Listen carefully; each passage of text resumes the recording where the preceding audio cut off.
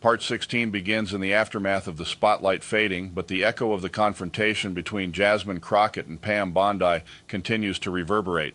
This is the stage where public perception solidifies, where analysis turns to legacy, and where the abstract lessons of governance begin to take tangible shape.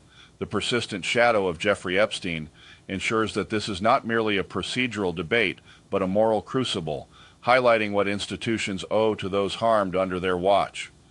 Crockett's insistence on acknowledgement made clear that visibility, recognition, and moral accountability are inseparable from any procedural defense.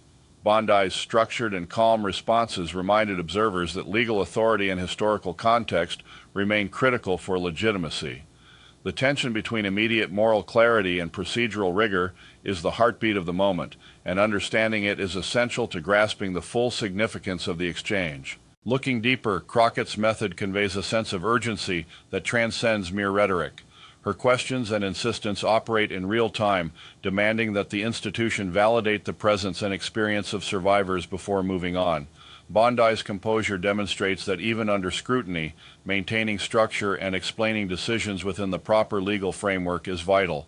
These dual approaches illustrate that accountability in modern governance is not about choosing between empathy and procedure, but about weaving the two together. Observers interpret the exchange through both lenses simultaneously, evaluating the authenticity of acknowledgement and the sufficiency of procedural explanation at once, a test of institutional competence as well as moral sensitivity. The symbolic weight of Epstein's history amplifies this tension. The case is shorthand for systemic failures, elite privilege, and the consequences of institutional oversight, or lack thereof. Crockett's focus on acknowledgement directly addresses the human cost embedded in that legacy, insisting that institutions recognize the moral dimension as much as the legal one. Bondi's emphasis on procedural adherence underscores that authority and decisions made under legal constraints cannot be judged purely through the lens of contemporary expectation. The exchange, therefore, becomes a practical study in balancing historical context with moral imperative, demonstrating how oversight can be rigorous while remaining responsive to human impact. This hearing also illustrates the iterative nature of accountability. Moments like this are rarely transformative in isolation. Their influence emerges gradually as norms evolve, expectations solidify, and institutional behavior adapts. Crockett's insistence may shape the tone and approach of future hearings, embedding acknowledgement as a baseline expectation. Bondi's measured framing may provide a template for defending historical decisions while maintaining public trust.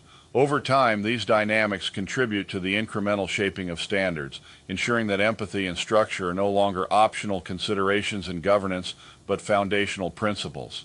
Democracy itself benefits from such tension. Crockett's intensity injects urgency and moral clarity.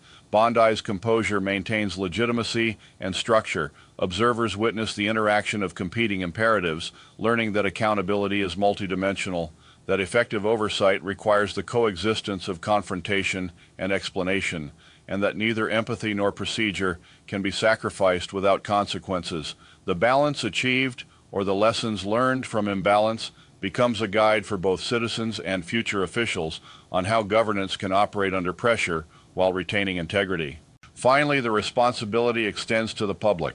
Engagement, thoughtful analysis, and critical discussion ensure that moments like the Crockett-Bondi exchange influence culture, policy, and standards meaningfully. The hearing, framed by the enduring shadow of Epstein, has become more than a confrontation. It is a benchmark for how survivors are acknowledged, how authority is defended, and how institutions communicate under scrutiny. Its legacy depends on citizens insisting on the integration of moral acknowledgement with procedural clarity, demanding that empathy reinforce structure, and holding officials accountable to the highest standards of justice and humanity. The conversation does not conclude with a hearing transcript. It continues in every informed observation, every reflective question, and every expectation for a system that is both lawful and fully human.